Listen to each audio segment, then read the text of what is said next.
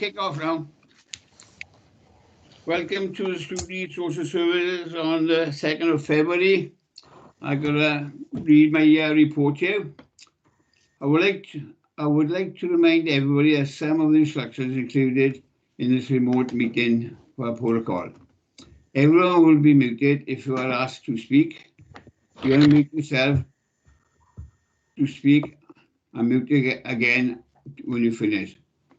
If you have a question, press the virtual hand on the screen. The chair will invite you to speak, one person at a time.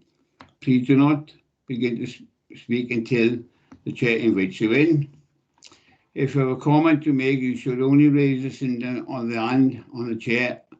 Ask the comments again. You will invite to speak one person at a time.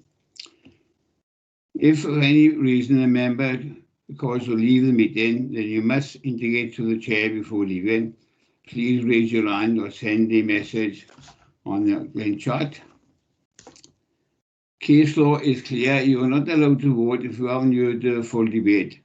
So if your screen is frozen, but you haven't heard the whole debate, you may use your own discretion on whether to vote. Whatever you did, hear the whole debate, then you cannot vote. When you come to the recommendations, you will be waiting to vote.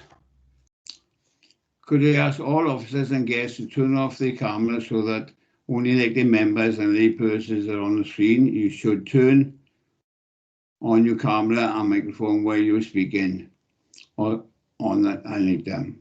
But please turn them back off again. Could I please ask the Democratic Services to mute everyone and begin the recording that refer to the published agenda? Okay. Everybody happy? Go back to the agenda now. One on the agenda, apologies. I don't think there were any apologies, Mike. I've not received any, Chair. All right. Number 2, declaration of interest. And that's on second page A and B. Number 3, Welsh audit review on whistleblowing and corporate safeguard. Lisa, are you taking it or John? I'll present it and then John and I can answer any questions on it, or if John wants to add anything at the end. Okay. Okay, you happy for me to start? Yeah, no problem. Okay, so you've obviously had a chance to read the report. The report was presented to Audit Committee before Christmas, and there was a recommendation that it should be referred to the Social Services Scrutiny Committee. Now, some of this information you already have seen because it's regards to a previous audit in 2015, where we were reviewed under our corporate safeguarding arrangements. At that time, it was came as a good time for us because we just sort of reviewed our process because of the Rotherham inquiry. So there were lots of positives. We'd had an action plan in place. We, as a result of the inquiry, we'd set up a corporate safeguarding reference group, and we had a new corporate safeguarding policy, so all very positive. Then in August 2019, there was a further audit of safeguarding around the whistleblowing process, and that was to do with, I think there was an issue raised around a complaint going back some time ago, and they wanted the process reviewed again. So again, as part of that, they looked at the safeguarding arrangements. So in the report, section 5 provides a summary of the actions we took and the recommendations in 2015, so the original audit, and what we've done to date and the continued work. Section 6 of the report outlines the recommendations and responses to the whistleblowing audit recently. And just to sort of update you, we are going to be undergoing another internal audit of safeguarding in March 2021. It was going to be before Christmas, but thankfully, because of everything that was going on, they've moved it to March, the end of the financial year. We don't think there's any issues with safeguarding, and in fact, our recent CIW inspection was very positive and felt that people were safe in Merthyr, and that was something that they wrote in our inspection feedback, which I was very pleased with. So any questions, I'm happy to answer, or John will assist. John, you got anything to say, or just open for questions? No, nothing to add specifically. Only I think we've been conscious of the detail, and anything there I feel has been addressed. Okay. Open to members. Members, any questions? Yeah, I've got one, Chair. Sure, Elsie. Thank you. Thanks for that, Lisa. In terms of the corporate safeguarding policy, I did try to have a look for it on the internet whilst reading this in line with the report that you presented, but I can't find an up-to-date version. Can you confirm when the corporate safeguarding policy was last updated, and where I will find this, or where anybody, any staff within the local authority will find it? I'll ask John to answer that. I know that we did update it in recent years. I mean, it's not certainly within the last 12 months. I know there's been issues recently with the website because we couldn't find the annual report on there either recently. So that's probably something we need to address as part of the only one I could find on the intranet was 2015.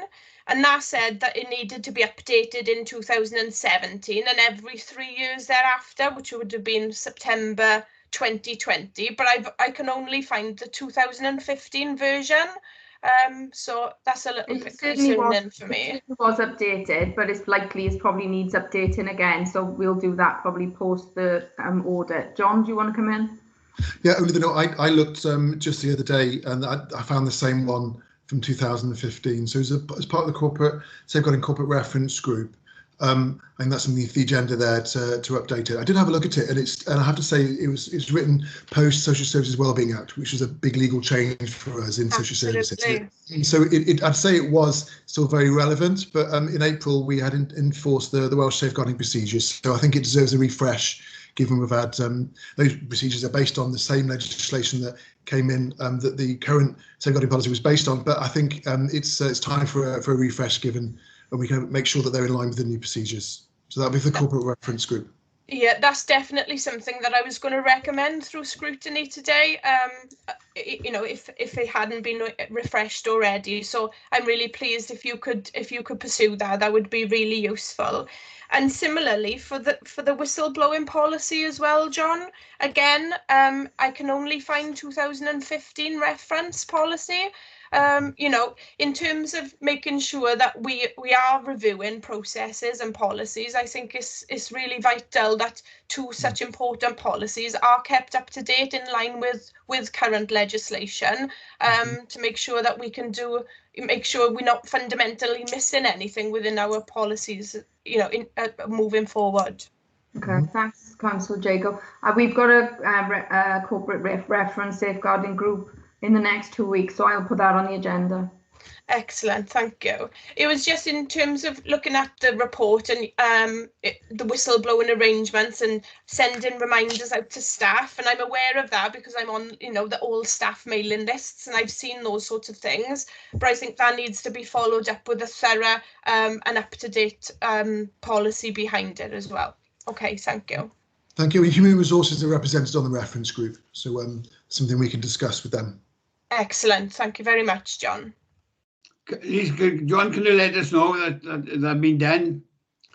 Yes, of course. I mean, double check, because I like to check all the policies. If there's a gap between two, I think we should check all the policies, make sure they're up to date. Yeah, of course, that's fine. The corporate reference group didn't meet during the for a period last year because of COVID. It's had one meeting just recently in December, so we're revisiting things that would have been on the agenda last year now. I think it's a need now because we missed a year of everything, and that's right. Things are going to double check now, make sure everything's in place. That's right. Yeah, that won't be a problem. Okay. Anybody, Ian? No. Yes. Yes, I have. Sorry. I was just unmuting myself there. My question is in relation to item 6, the last point there, where you're talking about the schools making judgments on the service level agreements, which in general was very good. But you say that the evaluation resulted in an overall judgment of good on the 5 questions. You don't actually say what the 5 questions were. But if the overall judgment was good, does that mean then that presumably some of the judgments would have been less than good?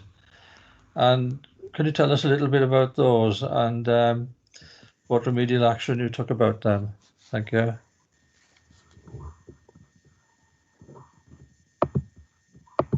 I don't know if Lisa, you got any more information, but I don't have any information to hand about that for we schools. It's something I have to approach overall, the whistleblowing audit was very positive. So the overall was good. I don't think there was anything on there that was adequate. They didn't score as excellent because I think there were still some areas that needed to be looked at. So recommendations from previous complaint in relation to one specific case, which was to do around, I think, a safeguarding referral being made by a school and some involvement with how HR, governors, head teacher, and how it had all interacted. And I don't know the detail of that because HR obviously dealt with that process. The issue was that audit wanted to check that HR were involved in the process. So they wanted to be sure that the SLA was fit for purpose. And as far as I know, that was signed off and felt to be appropriate, and that everybody that was interviewed said that they were aware of the whistleblowing policy, they were aware of the processes, and certainly knew where to go if there was a complaint or something they wanted to follow up. And that was felt to be quite appropriate. So I don't think there was anything of concern that was raised within that audit. And they were quite happy that we continued on our sort of corporate safeguarding route from the previous audit in 2015. Yeah, that's good. Thank you, Lisa.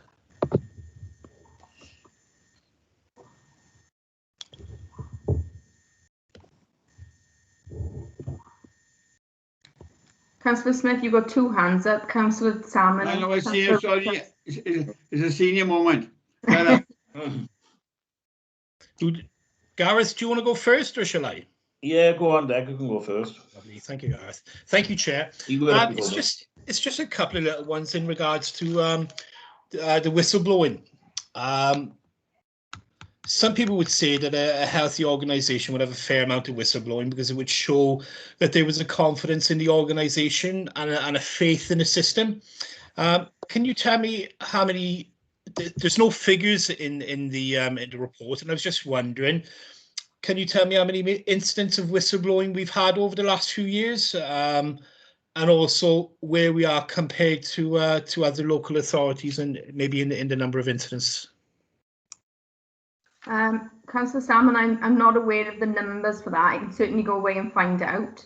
I am aware that there were 2 whistleblowing processes that I'm aware of in the last 3 years, and I'm sure there was probably others that were smaller, but these were sort of quite sort of significant issues that were dealt with.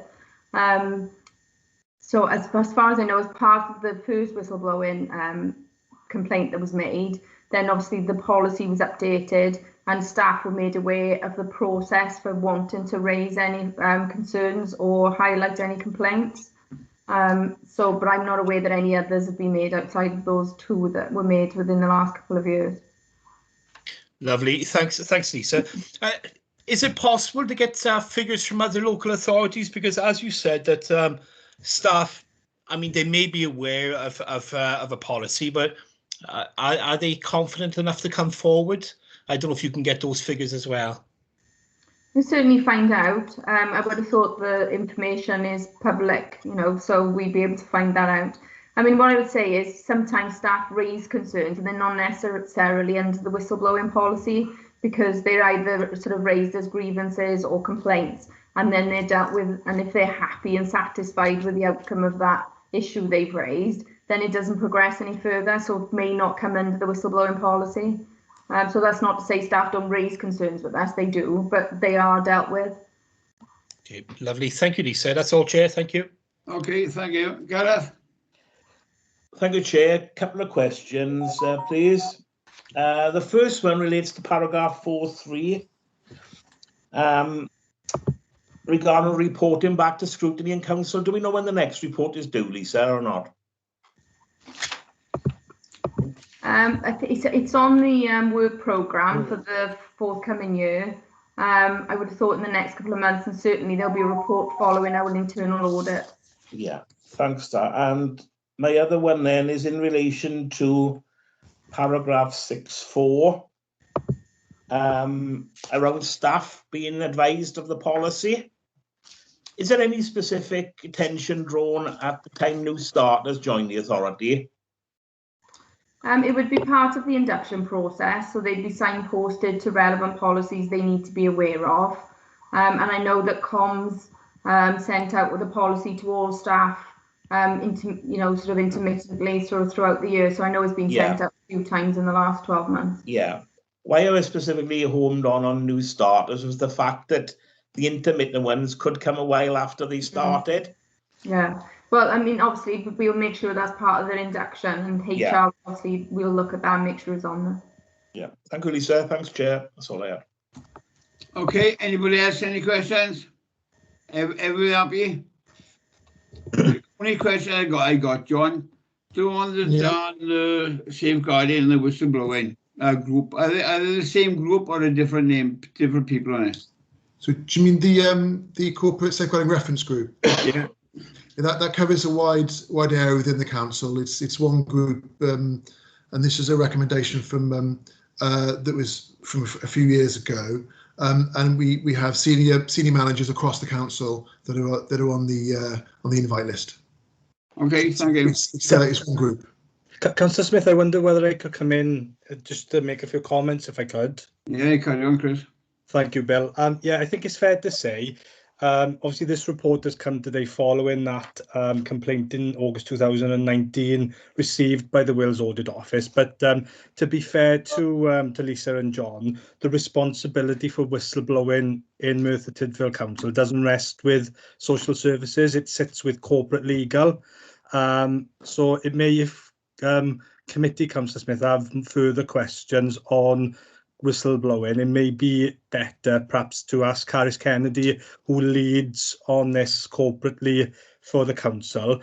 I understand, and it's great that John and Lisa have been able to answer most of your questions today, but I know Caris has done a huge amount of work on whistleblowing, the policy, the procedures with Standards Committee. And it may be worth committee members, if they're interested in this, to go back and look at last year's Standards Committee papers, because there may be some answers to your questions in there.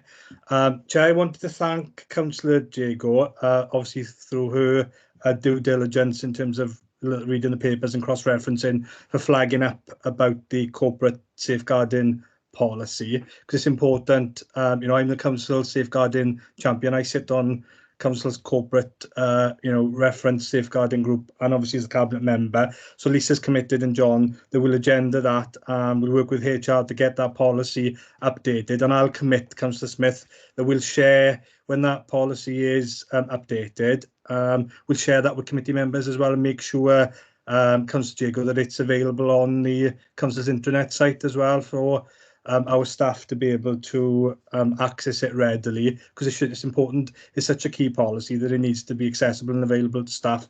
So I'll commit that we do those things. Excellent. The only final thing I wanted to say, Councillor Smith, I'm really pleased to report the committee as well that the work we've done with the Assurance Board, and it's lovely to see Tony here today, and obviously the work that we've done as part of the council's capacity exercise, the members will be aware of from the budget setting process, when we considered the capacity posts that have been identified to strengthen the organisation. One of the key ones for our directorate in that was an additional safeguarding coordinator post, and I know John has been delighted and has managed to recruit successfully to that post, but that builds our capacity and resilience within a multi-agency safeguarding hub at that front door, to make sure we fulfil our safeguarding duties and our requirements under the Social Services and Wellbeing Act. So I'm really pleased to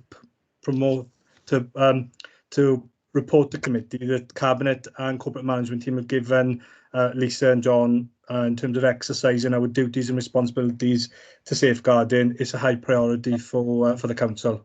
I hope that helps, Councillor Smith. Thank you, Chris. Appreciate it yourself. I'll discuss that with members later on about Carys. So we'll move on now to item 4, adult advocacy strategy. So Lisa, you kick it off, or Lowry? It'll be Lowry and Angela. Okay. Okay, thank you, Chair. The report sets out our approach to advocacy services and our advocacy strategy for adult services in Merthyr. The Social Services and Wellbeing Act places certain duties on us as a local authority in relation to advocacy, which include ensuring that information, advice and assistance relating to care and support is available, and a requirement that we may be required to arrange advocacy support services to be made available to individuals who require them. In our 2019 CIW inspection, advocacy was also identified as an area of development for us. As part of the work for us to develop our approach to advocacy, we looked at co-producing our advocacy strategy with service users, with the Cwmtaf Morgannwg Advocacy Forum, and we also consulted as extensively as we were able to do given the COVID restrictions on the creation of this strategy. So in terms of where we were, advocacy services have always been available. What we tended to do locally is that we would spot purchase advocacy when it was identified as being required. What we found is that advocacy was only really being utilised at the point where individuals were unable to make decisions about critical things in their lives, like moving to a care home, for example. We identified there was a need to strengthen the initial assessment arrangement, so advocacy was considered as part of the what matters conversation rather than later on down the line. So in terms of where we are now, we produced some staff guidance on advocacy for us to put in place in the interim, because we wanted to develop the advocacy strategy and we wanted to do it properly. We wanted to co-produce with providers, with service users, with people who'd experienced advocacy themselves, but we didn't want to hold off doing work on advocacy in the interim, so we produced staff guidance to assist our care managers in their delivery and their offer of advocacy to individuals. We did a review of the WCCIS data to see what were the levels of demand for advocacy currently, and we also made some changes to the system. So, for example, what we looked at was we made the offer of advocacy question mandatory on WCCIS. So individuals couldn't just leave it blank and then move on to the next page when they were filling in information about people. They had to say what advocacy was offered, and we compiled a list of the different types of advocacy, including self-advocacy. So there wasn't really an option for care managers not to record something. We worked with the Cwmtaf Morgannwg Advocacy Forum to co-produce the strategy, and they had some really meaningful input into that, and they also provided us with some case studies as part of the strategy development. And we also appointed a senior social worker to strengthen the consideration of advocacy at the front door. In terms of where we want to be, we are committed to providing a clear direction to advocacy in the local authority. And we also want to continue to look at working on a regional basis for some of the specialist advocacy that we may require in the future.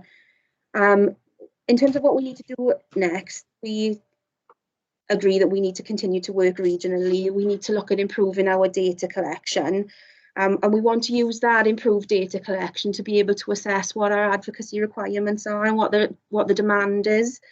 We want to look at reviewing the provision and promoting the use of advocacy, but we're also looking at developing a training programme for our care management team so that we can be confident that advocacy is being offered appropriately to individuals earlier on. Well, that was a whistle-stop tour, wasn't it? That was really quick. Has anyone got any questions? We got 100. Don't worry about it. You're always very kind to me when I come to Scrutiny, I'll be honest. That's my nature. I'm soft-hearted. The comments are made about us. This policy is ad hoc, wasn't it? Before you put this paper together, it wasn't working together, let's be honest. It was a bit of a mess. We didn't have any consistent strategy in relation to advocacy prior to the creation of this advocacy strategy. And again, the circumstances of its creation have not been ideal. We would have liked to have done more extensive consultation and involvement. We did the best that we could, given that we were under COVID restrictions. But what we have said is that we are committed to review it within a year, make sure that we're still on the right track. And conversations that we've had with the Advocacy Forum is about agreeing that we will continue to work with them. They'll continue to input, and we'll review and refresh. And this document will be, and for the sake of using a buzzword, it will be an organic document. So we will continue to look at it. We'll continue to develop as we are more confident that our data is showing us our actual demand for advocacy. Fair enough. Any questions from members? Jack? I got my hand up, Chair. Yeah, a couple of hands over the end. All right, I'm working around there. Okay. Go on, Ian, I'll be a gentleman. You can go first. All right, thank you. Thank you, Declan. Lowry, paragraph 6.4, bullet point 5. You were talking about working to identify resources required to fund appropriate levels of advocacy in Merthyr Tydfil.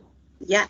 And I'm asking you really, why do you need to go looking for resources? Isn't the money available within the council's budget?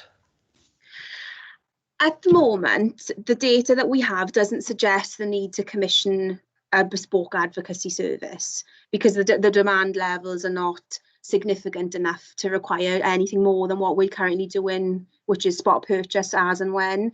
I think what we feel will happen is that if we can improve our data collection, what we might see is a spike in demand, in which case we would need to bottom out what that means in terms of what we need to finance, what we don't need to finance. Feedback that we get from our regional partners is that there's a lot of demand in areas such as RCT, and there doesn't seem to be as much demand in Merthyr. And what I wouldn't want to do is commission a service if we don't need it. You know, what we want to do is look at the data, improve the data collection with the view that then we are commissioning services to meet the needs of the individuals who live in Merthyr. And at this stage, we haven't identified what that would cost. All right, thank you, Lowry. Thank you, Chair. Jack? Yeah, Lowry, it's just a quick one. It's on 4.4. Consultation with citizens identified a lack of understanding of what on what it was, and then what would be the most appropriate time to use it. Just wondering, how have you been able to help people better understand? And how have you? Obviously, not everyone knows about your service. So how have you been able to get the word out? If you have, and if you haven't, how you intend to?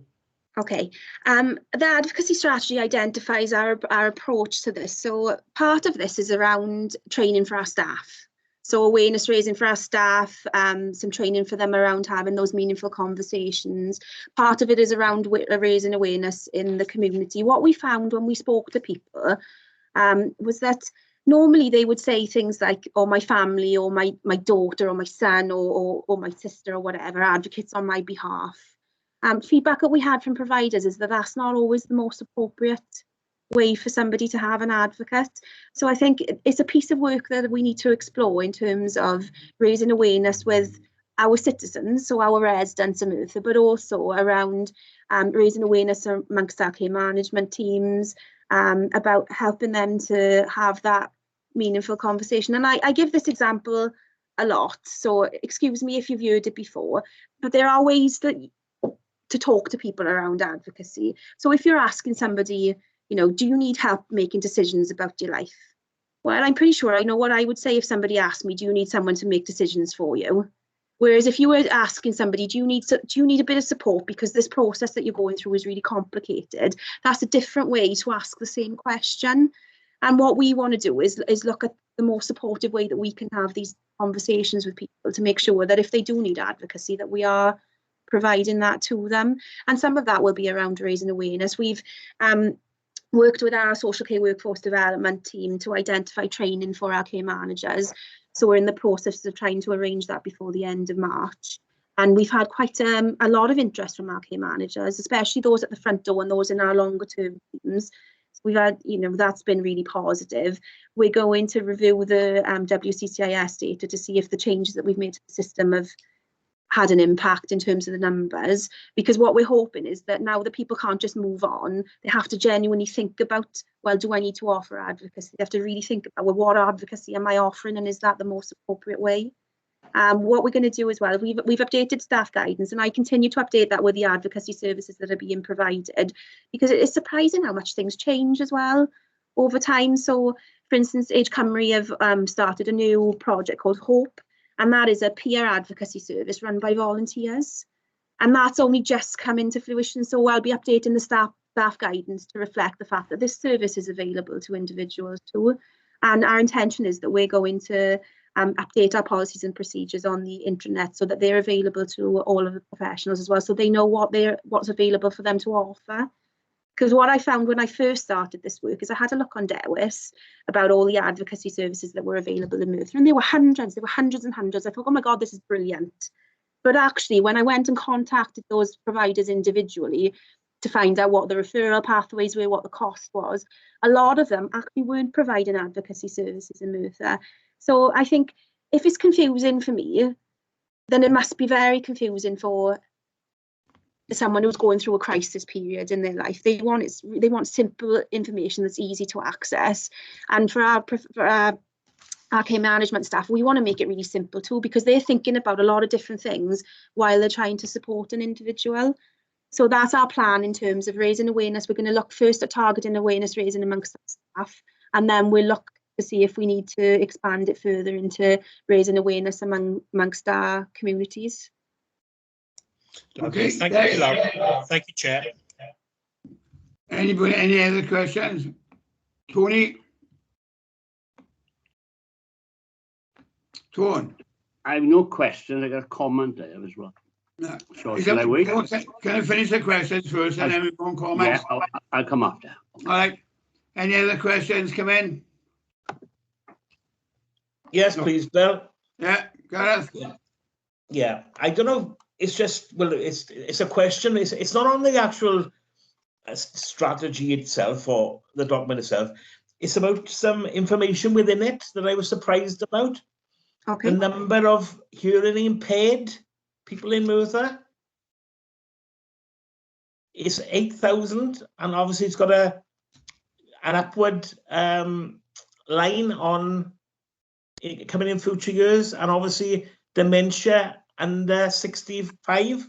Mm-hmm. Is this common to most local authorities in South Wales, or is it something specific reasons locally? In all honesty, I don't know if it's common for other local authorities. The data that we put into the strategy, we pulled from Daffodil, which is one of the statistical analysis systems. In terms of dementia, generally what organisations like the Alzheimer's Society and the Older Persons Commissioner tell us is that the instances of dementia are going to increase as time goes on. In terms of those who are under 65, some of that will be lifestyle driven. So we are seeing small numbers, but we are seeing small numbers of individuals who have things like Korsakoff's dementia, which is brought on by alcoholism. Individuals might start developing dementia due to brain injury. Individuals that we support with Down syndrome, for example, they tend to develop dementia earlier than other individuals in the community. And of course, medical science has improved so much that we are able to support individuals who've got really complex medical conditions, and they live in normal lifespans, and they live in a lot longer, which is a wonderful thing and something we should really celebrate. Yeah. But what comes with that is other complex health conditions as individuals age. In terms of the hearing impairment, I don't know if that's specific to something to do with our industrial past. I can only guess that potentially it's something to do with our heavy industry. But that would just be a guess. I haven't done any further. Yeah, that was my thought. So Lowry maybe connected with that. But yeah. Okay, thank you. Okay. Laurie, is this a corporate policy now for everybody or just social services? This would be an adult services policy. Right. Children's services have different legal requirements in terms of their advocacy provision. Right, because the other question we're going to ask, but because it's not a corporate policy, but education, because additional learning needs, that's a new board, so this won't affect that. So education will have to come up with their own policy, will they? I'm assuming so. What we have done though is we've recognised, because the advocacy providers came back to us and they said that what they're finding in terms of the demand on their services is that there's an increase in demand for advocacy for parents of children who are being taken into care. And children who are involved with children's services, and they're finding that that's taken up actually quite a lot of their time, the support that they have to provide to the parents. So whereas the children wouldn't fall under us for advocacy provision, potentially the adults would. And I guess there might be some linkage here in terms of parents of children with additional learning needs who potentially might need some advocacy support to navigate the system. But this policy is specifically about people, adults who need care and support under adult services rather than generically for everybody in the local authority. Thank you very much. Tony? Me, is it? Yeah. So, no more questions? Anybody, any more questions? No, Tony?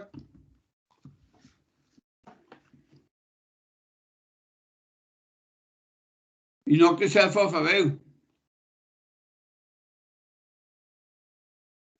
I'm on now. Right. Yeah? Yeah. Right. I've done my main bit now. Yeah. Advocacy is a crucial part of social services, and anybody who's worked towards social services realise that, because it's a matter of trust as well. And you must gain trust. You'll find many staff will gain it easier. Some won't, so they've got to support and they've got to look after them. But as in my past working with challenging behaviour and learning disabilities, you find that it's a crucial part of a job. And not only does it run through any part of that, it's any part of the social services. So I commend you what you're doing. It's a good report, but I think that you encourage people to come forward. What I would say that people to come forward who haven't got the full confidence to give advocacy, because your advocacy as wherever you're working or a counsellor, whatever you were given advocacy, you're given guidance. So I commend you for the report, but I would encourage everybody then who's working within the services, if they're not confident enough, try and find out and encourage them to learn and work on advocacy. Thank you.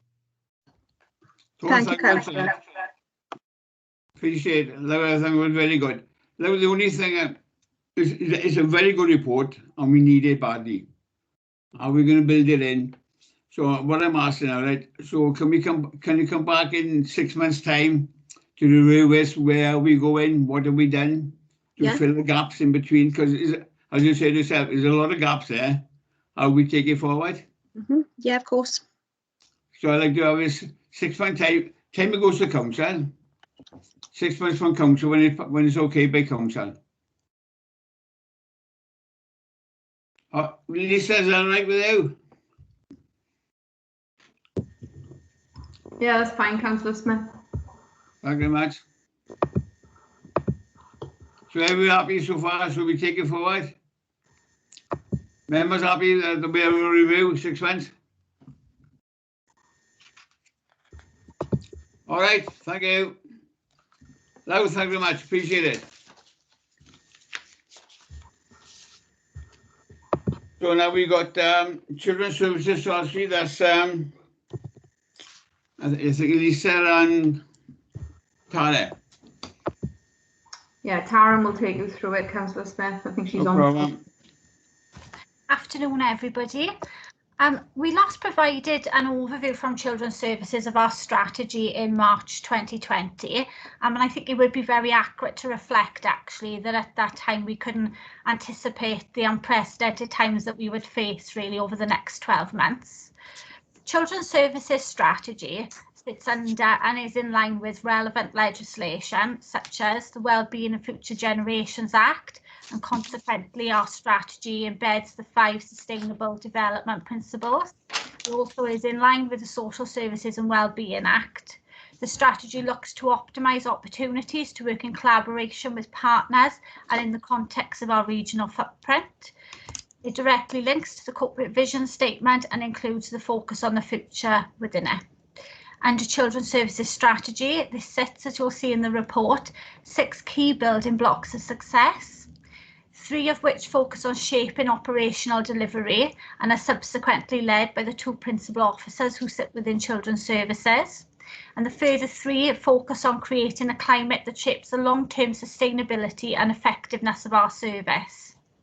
Each building block aims to prevent the escalation of need, improve well-being and deliver budget efficiency at different levels within varying time frames.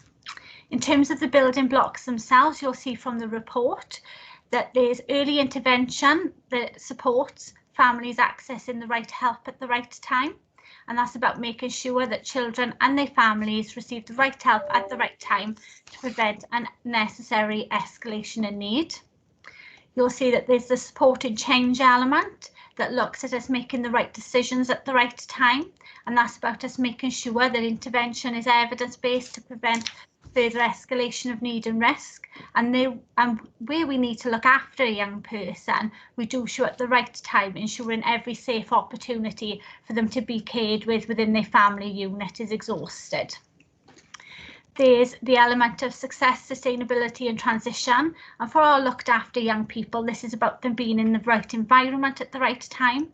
It's about making sure that our looked after young people and care leavers achieve stable and successful lives as a basis from where they can transition into adulthood. We have our strategy for performance, which is about making sure that we continually improve the services that we deliver and the outcomes that we achieve in co-production with families. We've got our workforce strategy that looks at us successfully recruiting suitably qualified and skilled workers. And we have our strategy for sustainability within Children's Services, which is a 3-year plan that looks at us condensing and looking at long-term and short-term efficiencies within the service. Children's Services has reviewed its strategies in order to ensure that we give clear consideration of overcoming the barriers that COVID has put in our path. While some of the barriers the pandemic has presented can be mitigated against, it has created different levels of challenge across the service strategy, I think it's fair to say. The ways in which we work have often needed to change considerably at short notice. The importance of both promoting the safety in the public and staff in line with the COVID restrictions, in conjunction with high levels of complex cases, against a background of commitment to developing the service to achieve greater outcomes, really does evidence actually the commitment and dedication that we have within our staff base. Members will note within today's report that against each building block there's an update of where we were when we last shared a report with Scrutiny Committee, of where we are now and what our next steps are. However, I think there's a number of key points to note. And for me, that's about the transition of Families First into the Children's Services Directorate, so that we work more closely with prevention and marry rather than merge preventative services. The barriers during COVID we've encountered in expanding partnership worker with the Early Help Hub will shortly be overcome, and we've worked really hard to overcome that in this current climate.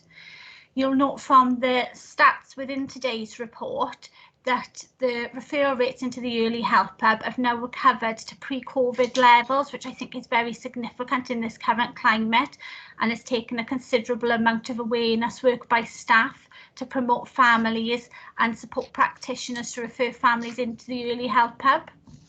You'll note from the report that the rate at which children are becoming looked after in Merthyr Children's Services has reduced, and we give you some stats in terms of looking at in 18-19 the average rate of a child becoming looked after within Children's Services was 7.7 children a month. Last year that dropped down to 4.5 children becoming looked after. And I think it is an accomplishment that in this current climate of reduced preventative working and the way that we've had to change the way in which we work as a service, that we've stabilised the rate of children becoming looked after, and it currently remains at 4.5. The level of exits of children from the looked after system have remained stable. So 46 young people exited the looked after system last year, and 46 young people to the end of December had exited children's services in this financial year. I think it's important to note actually that there's been a significant impact on our exit planning in terms of court backlogs, in terms of doing revocation work for children who are at home under placement with parent regulations. But that work now is starting to come forward, and we have a number of cases before the court for revocation. You'll note overall that there has been a safe decrease in the level of children who are looked after within children's services. At one point during this last year, there was 224 children who were looked after within the service, and at the end of December that sat at 200, which I think speaks volumes really about the significance of work that has gone in place by staff to safely reduce those numbers. You'll also note within the report that there's extensive feedback from families, and I think it's really important just to say this out loud, actually, some of the feedback that we've had. In terms of one family that engaged with the support and change team, and this was a family who had numerous periods of registration within children's services and whose children have now safely been deregistered, who told us that the worker helped me understand the impact of my choices, and she really opened my eyes. And actually I think that's what social workers come into work for every day actually, and is a sign of our success. For me, I think those are probably the key points to pick up within the report, along with the further work being undertaken in terms of our quality assurance framework that you'll note, the passion for practice that's been undertaken with practitioners and has led to us reducing some of the levels of paperwork in the system and working differently with families. And I think something that's particularly poignant to note is that we do have a systemic therapist who's currently working within the service to support staff on having reflective case discussions, to support the way in which we're managing cases, but also to support staff in terms of their own emotional well-being. So I think that's probably a very brief overview of what is quite a detailed report. I don't know if there's any questions or queries for myself. That was fast and quick. Thank you very much. Can I say, I'm going to echo. Can I say, I like the idea of this report because I think members will ask questions of one or two things already fill in what we've done in the past.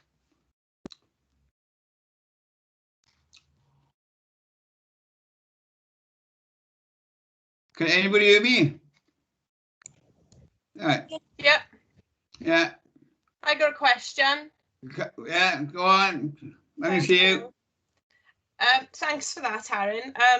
I think, like you said, see the migration of families first going into children's services. I think that's a really positive move, and hopefully we'll, progress with the preventative and services coming together.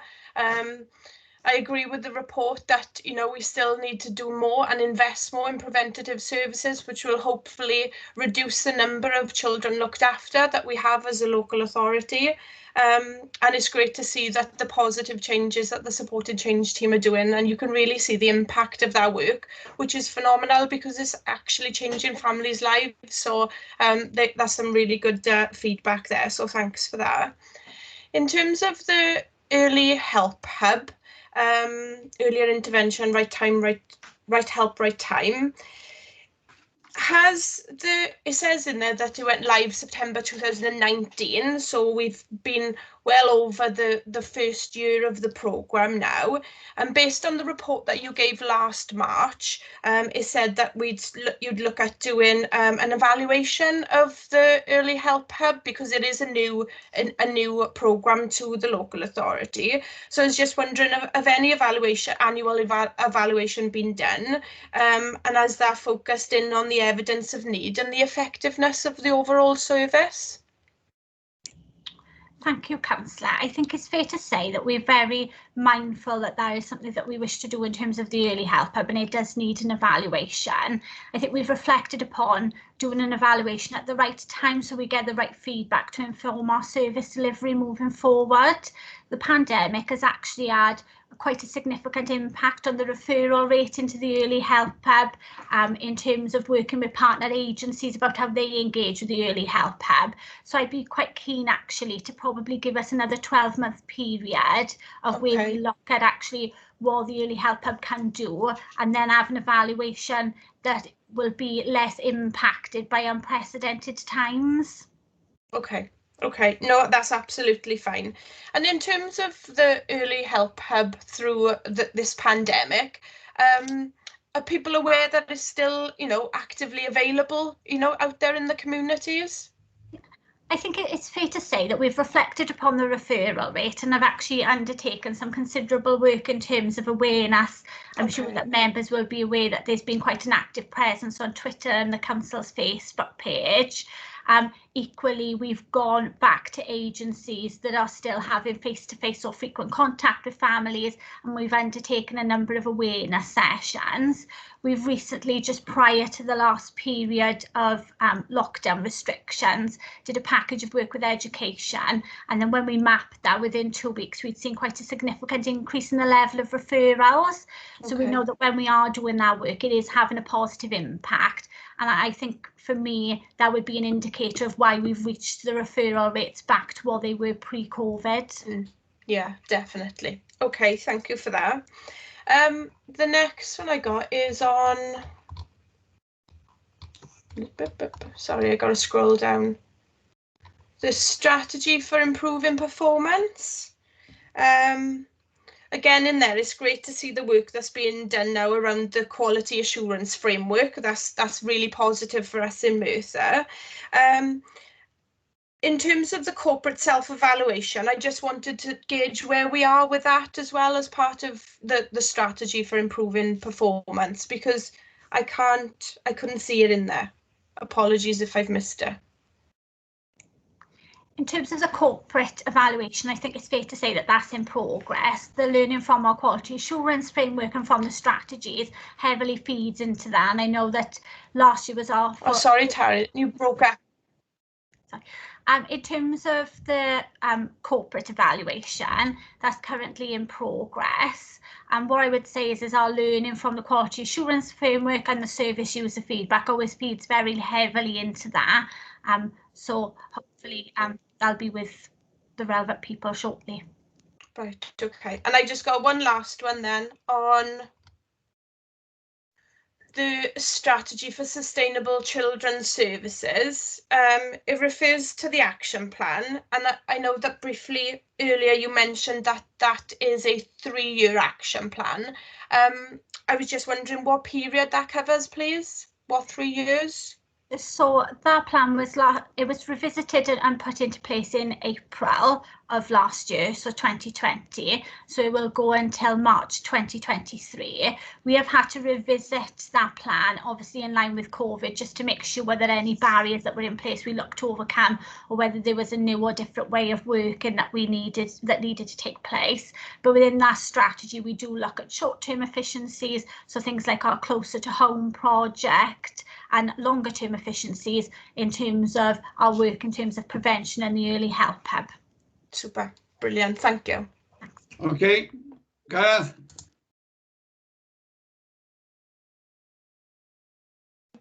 In all fairness, I think Councillor Thomas had his hand up first before anyone.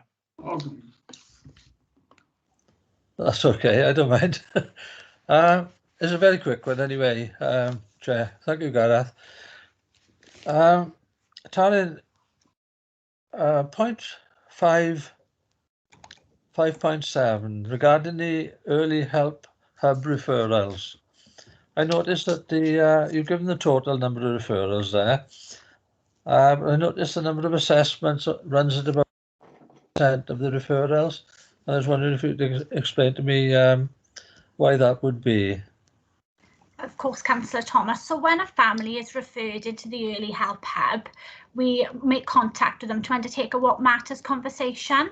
Now, as part of that, we will offer the family an assessment. Sometimes families choose to decline that assessment and say that they don't wish to have assessment, they wish to have straightforward signposting. Sometimes families wish for us to share information and send that out to them. So families are always offered an assessment when the early help hub makes contact with them, but that's about families wish to take up that offer or not. Yeah, thank you, Taryn. Thank you, Chair. Okay. Gareth? Hi, Taryn. Thank you, Chair. Taryn, is around the hub again. My question is based. So I'm clear in my own mind. The hub commenced in 2019, September, I think it was. So the number of referrals then, is that then from September to April or for the whole year? So the number of referrals quoted for the initial phase on the report is for the third quarter of the year. So that would be for October, November and December of 2019 compared with the same months then for the end of last year. Right, sorry, you've clarified it now, yeah. Yeah, thank you on that. Can I go on to another question, Chair? You carry on. It's around looked after, it is. Good to see the figures haven't rocketed really in the times we're going through. But is the 200 the current figure or I think it's based on 31st of December. Are we roughly around that figure now, though? So my understanding, Councillor Richards, from looking at the figure which I do daily, is that we currently sat on 202 young people. Yeah.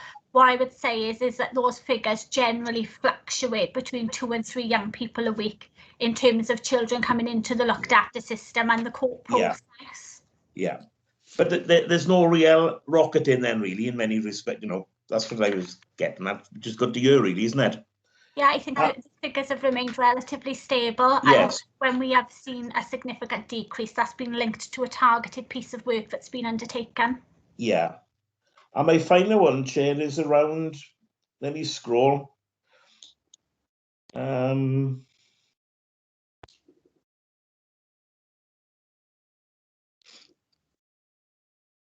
It's around employment, it isn't training. I can't find where it is in the report.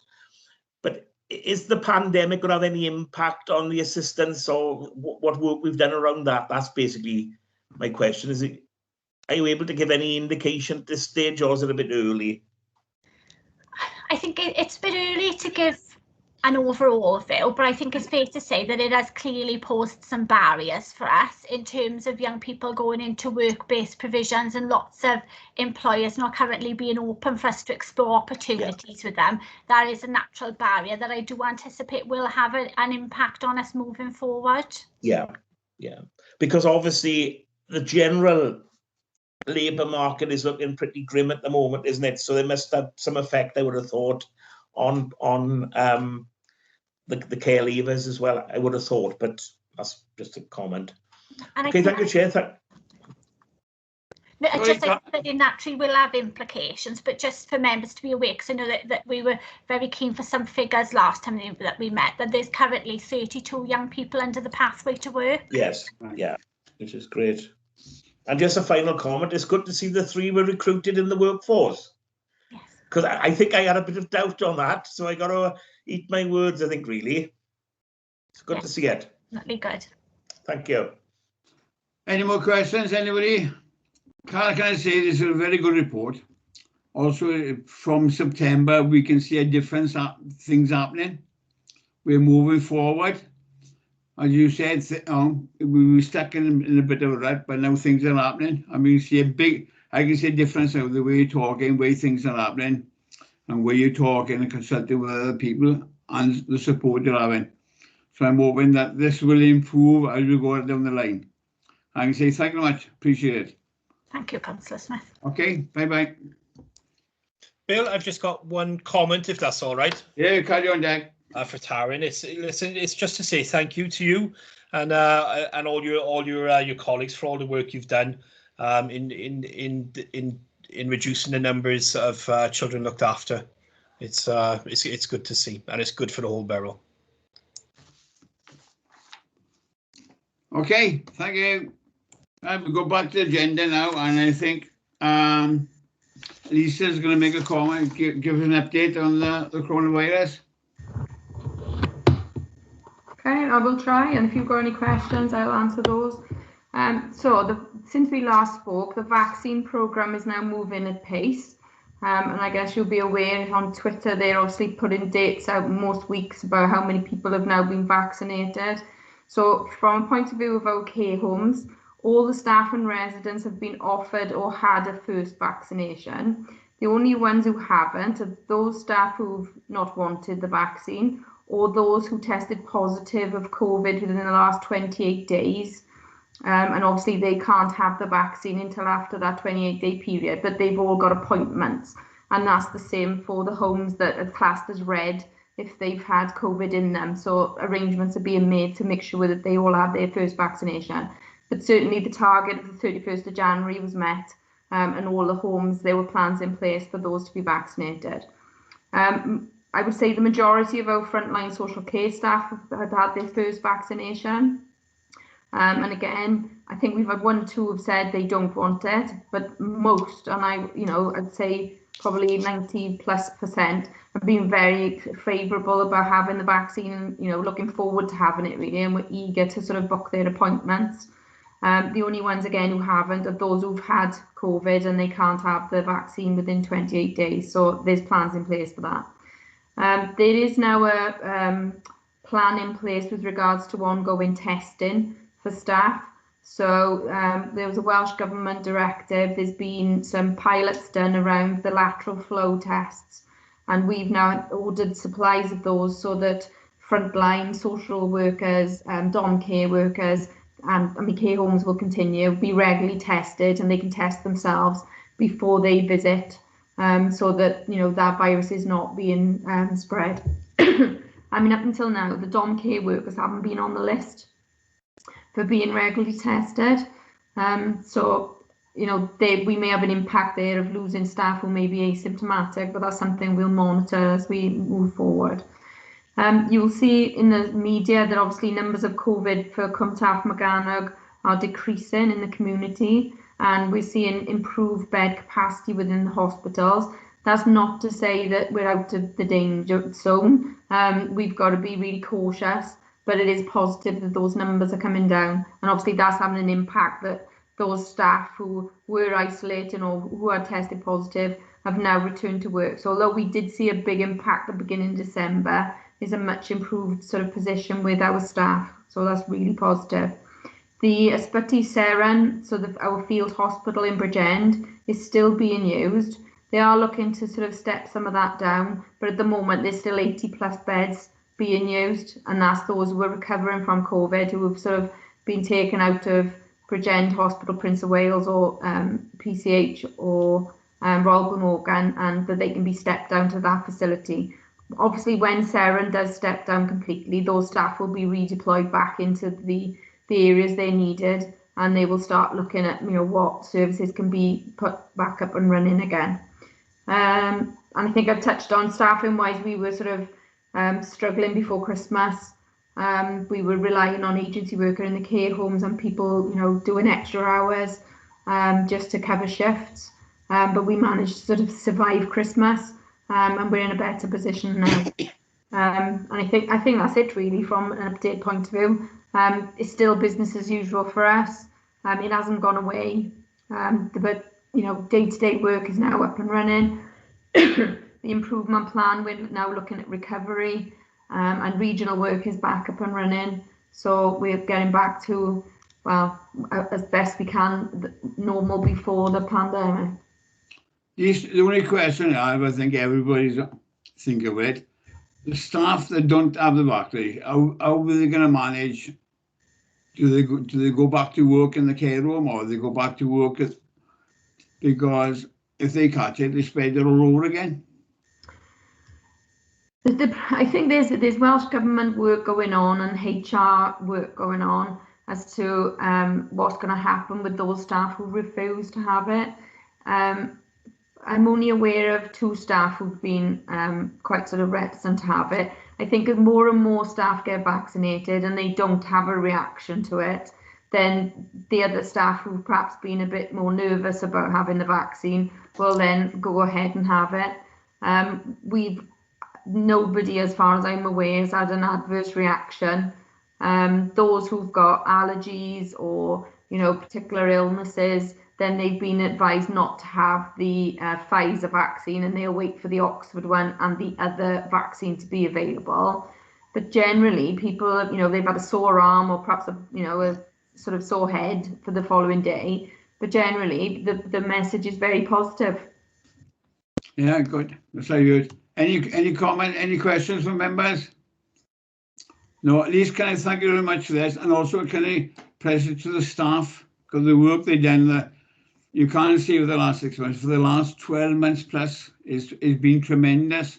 And I will can double up because I got a granddaughter working in Prince Charles, and over there where she's working, and it's unbelievable. So can you pass the message on from all the committee? Yeah, I will do.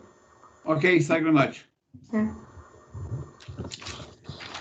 Right, but we go back to the agenda, folks, and forward work plan program. It's there in front of you, everywhere, right? It's all been updated. Because we missed last month, now we're back on.